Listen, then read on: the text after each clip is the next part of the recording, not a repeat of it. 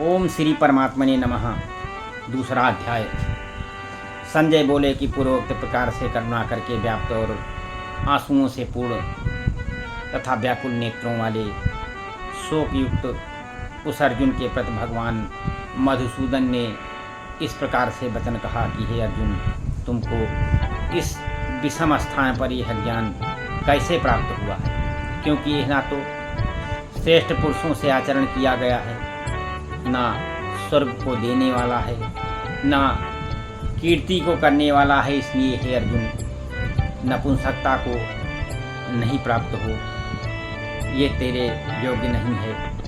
तुच्छ हृदय की दुर्बलता को त्याग कर युद्ध के लिए खड़े हो जाओ। तब अर्जुन बोले कि हे मधुसूदन, मैं रणभूमि में भीष्म पितामह और द्रोणाचार्य के प्रति किस प्रकार बाणों से युद्ध करूंगा, क्योंकि हे अर्जुन, वे दोनों ही पूजनीय हैं। इसलिए इन महानुभाव गुरुजनों को ना मारकर इस लोक में भिक्षा का अन्न भी भोगना कल्याणकारक समझता हूँ, क्योंकि गुरुजनों को मारकर भी इस लोक में रुधिर से सने हुए अर्थ और कामरोग भोगों को ही तो भोगूंगा। और हम लोग ये भी नहीं जानते कि हमारे लिए क्या करना श्रेष्ठ है, अथवा ये भी नहीं जानते कि हम जीतेंगे या हमको वे जीतेंगे। और जिनको मारकर हम जीना भी नहीं चाहते, वे ही धृतराष्ट्र के पुत्र हमारे सामने खड़े। इसलिए कायरता रूप दोष करके उपहृत हुआ स्वभाव वाला और धर्म के विषय में मोहित चित्त हुआ मैं आपसे पूछता हूँ कि जो कुछ निश्चय किया हुआ कल्याणकारक साधन हो वह मेरे लिए कहिए, क्योंकि मैं आपका शिष्य हूँ। इसलिए आपके शरण हुए मेरे को शिक्षा दीजिए, क्योंकि भूमि में निष्कंटक धन्य धान संपन्न राज को और देवताओं के स्वामीपने को प्राप्त होकर भी मैं उस उपाय को नहीं देखता हूँ जो कि मेरी इंद्रियों के सुखाने वाले शोक को दूर कर सके। संजय बोले कि हे राजन, निद्रा को जीतने वाले अर्जुन अंतर्यामी श्री कृष्ण महाराज के प्रति इस प्रकार कहकर फिर श्री गोविंद भगवान से युद्ध नहीं करूँगा, ऐसे कहकर के चुप हो गए। और उसके बाद वो भरतवंशी धृतराष्ट्र अंतर्यामी श्री कृष्ण महाराज ने दोनों सेनाओं के बीच में उस शोक युक्त अर्जुन को हंसते हुए से वचन कहे कि हे अर्जुन, तू न शोक करने योग्यों के लिए शोक करता है और पंडितों के से वचनों को कहता है, परंतु पंडित जन जिनके प्राण चले गए हैं उनके लिए और जिनके प्राण नहीं गए हैं उनके लिए भी शोक नहीं करते, क्योंकि आत्मा नित्य है। इसलिए शोक करना अयुक्त है। वास्तव में ना तो ऐसा ही है कि मैं किसी काल में नहीं था, अथवा तू नहीं था, अथवा ये राजा लोग नहीं थे, और ना ऐसा ही है कि इससे आगे हम सब नहीं रहेंगे। किंतु जैसे जीवात्मा की इस देह में कुमार, युवा और वृद्धावस्था होती है, वैसे ही अन्य शरीर की प्राप्ति होती है। उस विषय में धीर पुरुष नहीं मोहित होता है। जैसे कुमार, युवा और जरावस्था रूप स्थूल शरीर का विकार अज्ञान से आत्मा में भासता है, वैसे ही एक शरीर से दूसरे शरीर को प्राप्त होना रूप सूक्ष्म शरीर का विकार भी अज्ञान से ही आत्मा में भासता है। इसलिए तत्व को जानने वाला धीर पुरुष इस विषय में नहीं मोहित होता। हे कुंती पुत्र, सर्दी गर्मी और सुख दुख को देने वाले इंद्रिय और विषयों के संयोग तो क्षणभंगुर हैं और ये अनित्य हैं। इसलिए हे भरतवंशी अर्जुन, उनको तू सहन कर, क्योंकि हे पुरुष श्रेष्ठ, दुख सुख को समान समझने वाले जिस धीर पुरुष के ये इंद्रियों के विषय व्याकुल नहीं कर सकते, वो मोक्ष के लिए योग्य होता है।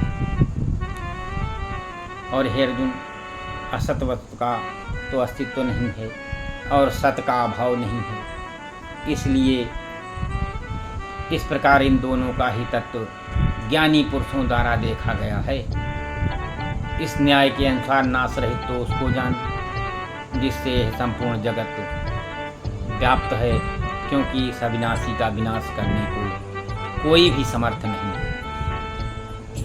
और इस नाश रहित अप्रमेय नित्य स्वरूप जीवात्मा के सब शरीर नाशमान कहे गए हैं। इसलिए हे भरतवंशी अर्जुन, तू युद्ध कर। जो इस आत्मा को मानने वाला समझता है तथा जो इसको मरा मानता है, वे दोनों ही नहीं जानते हैं, क्योंकि यह आत्मा न मारता है और न मारा जाता है। यह आत्मा किसी काल में भी न जन्मता है और न मरता है, अथवा न ये आत्मा होकर के फिर होने वाला है, क्योंकि यह अजन्मा, नित्य, शाश्वत और पुरातन है। इस शरीर के नाश होने पर भी यह आत्मा का नाश नहीं होता। हे प्रथापुत्र अर्जुन, जो पुरुष इस आत्मा को नाश रहित नित्य अजन्मा और अव्यय जानता है, वह पुरुष कैसे किसको मरवाता है और कैसे किसको मारता है। और यह तू कहे कि मैं तो शरीरों के वियोग का शोक करता हूँ, तो ये भी उचित नहीं, क्योंकि जैसे मनुष्य पुराने वस्तुओं को त्याग कर दूसरे नए कपड़ों को पहनता है, वैसे ही जीवात्मा पुराने शरीरों को त्याग कर दूसरे नए शरीरों को प्राप्त होता है। हे अर्जुन, इस आत्मा को किसी प्रकार के शस्त्र नहीं काट सकते और न इसको आग जला सकती है, इसको जल गीला नहीं कर सकते और इसको वायु सुखा नहीं सकते, क्योंकि यह आत्मा अच्छेद्य है। यह आत्मा अदाह, क्लेद और अशोष है तथा यह आत्मा निसंदेह नित्य, सर्वव्यापक, अचल, स्थिर रहने वाला और सनातन है। यह आत्मा अव्यक्त अर्थात इंद्रियों का विषय, और यह आत्मा अचिंत अर्थात मन का विषय, और यह आत्मा विकार रहित अर्थात ना बदलने वाला कहा गया है। इससे हे अर्जुन, इस आत्मा को ऐसा जानकर तू शोक करने योग्य नहीं है, अर्थात तुझे शोक करना उचित नहीं है।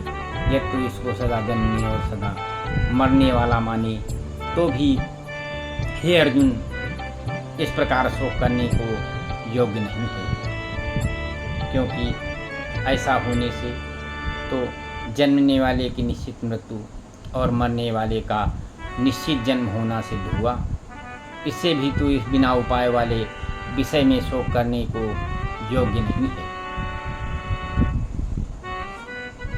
ये भीष्मादिकों के शरीर मायामय होने से अनित्य हैं, इसे शरीरों के लिए भी शोक करना उचित नहीं है, क्योंकि हे अर्जुन, संपूर्ण प्राणी इस जन्म से पहले बिना शरीर वाले और मरने के बाद भी बिना शरीर वाले ही होते हैं। केवल बीच में ही शरीर वाले प्रतीत होते हैं, फिर इस विषय में क्या चिंता है। हे अर्जुन, यह आत्म तत्व बड़ा गहन है, इसलिए कोई महापुरुष इस आत्मा को आश्चर्य के ज्यों देखता है, और वैसे ही दूसरा कोई महापुरुष ही आश्चर्य के ज्यों इसके तत्व को कहता है, और दूसरा कोई ही इस आत्मा को आश्चर्य के ज्यों सुनता है, और कोई कोई सुनकर भी ऐसा इस आत्मा को नहीं जानता। हे अर्जुन, यह आत्मा सबके शरीर में सदा ही स्थित है, इसलिए संपूर्ण भूत प्राणियों के लिए भी तू शोक करने को योग्य नहीं है, और अपने धर्म को देखकर भी तू भय करने को योग्य नहीं है, क्योंकि धर्मयुक्त युद्ध में युद्ध से बढ़कर दूसरा कोई कल्याणकारक कर्तव्य क्षत्रिय के लिए नहीं है। हे पार्थ, अपने आप प्राप्त हुए और खुले हुए स्वर्ग के द्वार रूप इस प्रकार के युद्ध को भाग्यवान क्षत्रिय लोग ही पाते हैं, और ये तू इस धर्मयुक्त संग्राम को नहीं करेगा तो सद्धर्म को और कीर्ति को खोकर के पाप को प्राप्त होगा, और सब लोग तेरी बहुत काल तक रहने वाली अपकीर्ति को भी सुनेंगे, कहेंगे, और वह अपकीर्ति माननीय पुरुष के लिए मरण से भी अधिक बुरी होती है, और जिनके तू बहुत माननीय होकर भी अब तुच्छता को प्राप्त होगा। ये महर्षि लोग तुझे भय के कारण युद्ध से उपराम हुआ मानेंगे, और तेरे बैरी लोग तेरे सामर्थ्य की निंदा करते हुए बहुत से न कहने योग्य वचनों को कहेंगे, फिर उससे अधिक दुखिया होगा। इससे युद्ध करना तेरे लिए सब प्रकार से अच्छा है, क्योंकि या तो मरकर स्वर्ग को प्राप्त होगा अथवा जीतकर पृथ्वी को भोगेगा। इससे हे अर्जुन, युद्ध के लिए निश्चय वाला होकर खड़ा हो जा। यदि तुझे स्वर्ग तथा राज्य की इच्छा ना हो तो भी सुख दुख को, लाभ हानि और जय पराजय को समान समझकर उसके उपरांत युद्ध के लिए तैयार हो। इस प्रकार युद्ध करने से तू पाप को प्राप्त नहीं होगा। हे पार्थ, बुद्धि तेरे लिए ज्ञान योग के विषय में कही गई और इसी को अब निष्काम कर्म योग के विषय में सुन।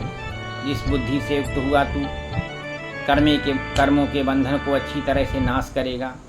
इस निष्काम कर्म योग में आरंभ का अर्थात बीज का नाश नहीं है और उल्टा फल रूप दोष भी नहीं होता है।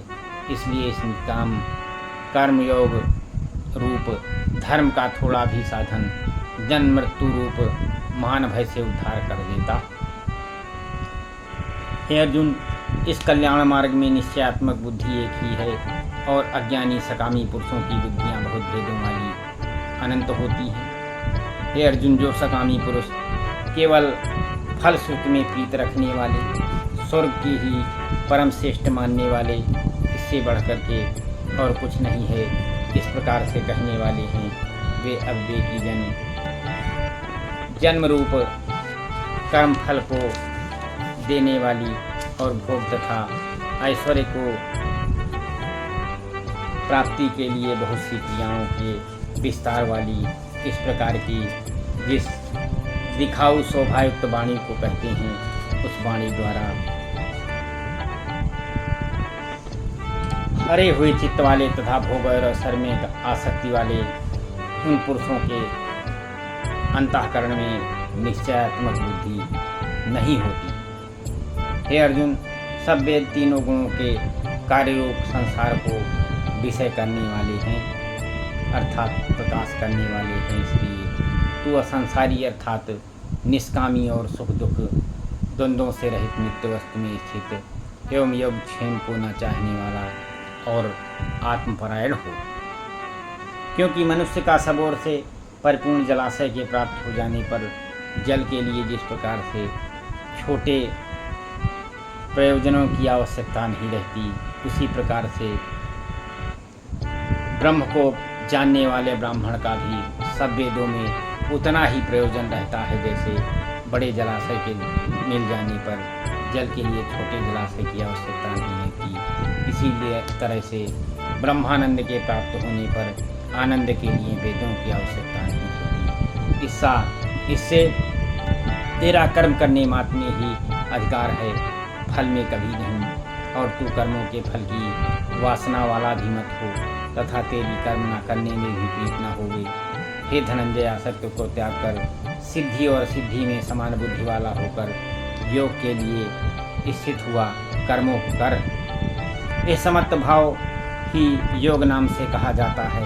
इस समत्त रूप बुद्धि योग से सकाम कर्म अत्यंत तुच्छ है। इसलिए हे धनंजय, समत्त बुद्धि योग का आश्रय ग्रहण कर, क्योंकि फल की वासना वाले अत्यंत दीन हैं। समत्त बुद्धि युक्त पुरुष पुण्य पाप दोनों को इस लोक में ही दबा लेता है, अर्थात उससे लिपायमान नहीं होता। इससे समत्त बुद्धि योग के लिए ही चेष्टा कर। समत्त बुद्धि रूप योग में ही कर्मों में चतुरता है, अर्थात कर्म बंधन से छूटने का सरल उपाय है। क्योंकि बुद्धि योग युक्त ज्ञानी जन कर्मों से उत्पन्न होने वाले फल को त्याग कर जन्म रूप बंधन से छूटे हुए निर्दोष अर्थात परम पद को प्राप्त होते हैं। हे अर्जुन, जिस काल में तेरी बुद्धि मोह रूप दलदल को बिल्कुल तर जाएगी, तब तू सुनने योग्य और सुने हुए के वैराग्य को प्राप्त होगा। जब तेरी अनेक प्रकार के सिद्धांतों को सुनने से विचलित हुई बुद्धि परमात्मा के स्वरूप में अचल और स्थिर ठहर जाएगी, तब तू समत्त रूप योग को प्राप्त होगा। इस प्रकार भगवान के वचनों को सुनकर अर्जुन ने पूछा, ही केशव, समाधि में स्थिर बुद्ध वाले पुरुष का क्या लक्षण है और स्थिर बुद्ध पुरुष कैसे बोलता है, कैसे बैठता है, कैसे चलता है। उसके उपरांत श्री कृष्ण महाराज बोले कि अर्जुन, जिस काल में यह पुरुष मन में स्थित संपूर्ण कामनाओं को त्याग देता है, उस काल में आत्मा से ही आत्मा में संतुष्ट हुआ स्थिर बुद्धि वाला कहा जाता। दुखों की प्राप्ति में उद्वेग रहित है मन जिसका, और सुखों की प्राप्ति में दूर हो गई है इस प्रकार जिसकी तथा नष्ट हो गए हैं राग भय और क्रोध जिसके, ऐसा मन स्थिर बुद्धि कहा जाता है। जो पुरुष सर्वत्र स्नेह रहित हुआ, उन शुभ तथा शुभ वस्तुओं को प्राप्त होकर न प्रसन्न होता है और न द्वेष करता है, उसकी बुद्धि स्थिर होती है। और कछुआ अपने अंगों को जैसे समेट लेता है, वैसे ही है पुरुष जब सब ओर से अपनी इंद्रियों के विषयों में समेट लेता है, तब उसकी बुद्धि स्थिर होती है। यद्यपि इंद्रियों के द्वारा विषयों को न ग्रहण करने वाले पुरुष के भी केवल विषय तो निवृत्त हो जाते हैं, परंतु राग नहीं निवृत्त होता, और इस पुरुष का तो राग भी परमात्मा को साक्षात करके निवृत्त हो जाता है। हे अर्जुन, जिससे यत्न करते हुए बुद्धिमान पुरुष के भी मन को प्रमथन स्वभाव वाली इंद्रियां जबरदस्ती हर कर लेती हैं। इसलिए मनुष्य को चाहिए कि इन संपूर्ण इंद्रियों को बस में करके समाहित चित्त हुआ भगवान के परायण हुए, और जिससे पुरुष की इंद्रियां बस में होती हैं, उसकी ही बुद्धि स्थिर होती है। और हे अर्जुन, मन सहित इंद्रियों को बस में करके और भगवान के परायण न होने से मन के द्वारा विषयों का चिंतन होता है, और विषयों के चिंतन करने वाले पुरुष की उस विषयों में आसक्ति हो जाती है, और आसक्ति से उन विषयों की कामना उत्पन्न होती है, और कामना में बाधा पड़ने पर क्रोध उत्पन्न होता है। क्रोध से अविवेक और मूढ़ भाव उत्पन्न होता है, और अविवेक से स्मरण शक्ति भ्रमित हो जाती है, और स्मृति के भ्रमित हो जाने से बुद्धि अर्थात ज्ञान शक्ति का नाश हो जाता है। और बुद्धि के नाश होने पर पुरुष अपने से साधन से गिर जाता है, परंतु स्वाधीन अंतःकरण वाला पुरुष राग द्वेष से रहित अपने बस में की हुई इंद्रियों द्वारा विषयों को भोगता हुआ अंतःकरण को प्रसन्नता अर्थात स्वच्छता को प्राप्त होता है। निर्मलता के होने पर इसके संपूर्ण दुखों का अभाव हो जाता है, और उस प्रसन्न चित्त वाले पुरुष की बुद्धि शीघ्र ही अच्छी प्रकार स्थिर हो जाती है। और हे अर्जुन, साधन रहित पुरुष के अंतःकरण में श्रेष्ठ बुद्धि नहीं होती, और उस अयुक्त के अंतःकरण में आस्तिक भाव भी नहीं होता, और बिना आस्तिक भाव वाले पुरुष को शांति भी नहीं होती। फिर शांत रहित पुरुष को सुख कैसे हो सकता है? क्योंकि जल में वायु नाव को जैसे हर लेता है, वैसे ही विषयों में विचरती हुई इंद्रियों के बीच में जिस इंद्री के साथ मन रहता है, वो एक ही इंद्री इस अयुक्त पुरुष की बुद्धि का हरण कर लेती है। इससे हे महाबाहो, जिस पुरुष की इंद्रियां सब प्रकार इंद्रियों के विषयों से बस में की हुई होती हैं, उसकी ही बुद्धि स्थिर होती है। और हे अर्जुन, संपूर्ण भूत प्राणियों के लिए जो रात्र है, उस नित्य शुद्ध बोध स्वरूप परमानंद में भगवत को प्राप्त हुआ योगी पुरुष जागता है, और जिस नाशवान क्षणभंगुर सांसारिक सुख में सब भूत प्राणी जागते हैं, और तत्व को जानने वाले मुन के लिए वो रात्रि है। जैसे सब ओर से परिपूर्ण अचल प्रतिष्ठा वाले समुद्र के प्रति नाना नदियों के जल उसको चलायमान न करते हुए ही समा जाते हैं, वैसे ही स्थिर बुद्ध पुरुष के प्रति संपूर्ण भोग किसी प्रकार का विकार उत्पन्न किए बिना ही समा जाते हैं। यह पुरुष परम शांति को प्राप्त होता है, न कि भोगों को चाहने वाला पुरुष संपूर्ण कामनाओं को त्याग कर ममता रहित और अहंकार रहित हुआ इस प्रकार रहित हुआ बरतता है, वो शांति को प्राप्त होता है। हे अर्जुन, ये ब्रह्म को प्राप्त हुए पुरुष की स्थिति है। इसको प्राप्त होकर योगी कभी मोहित नहीं होता, और अंतकाल में निष्ठा में स्थित होकर के ब्रह्मानंद को प्राप्त हो जाता है। श्री कृष्ण गोविंद हरे मुरारे, हे नाथ नारायण वासुदेव।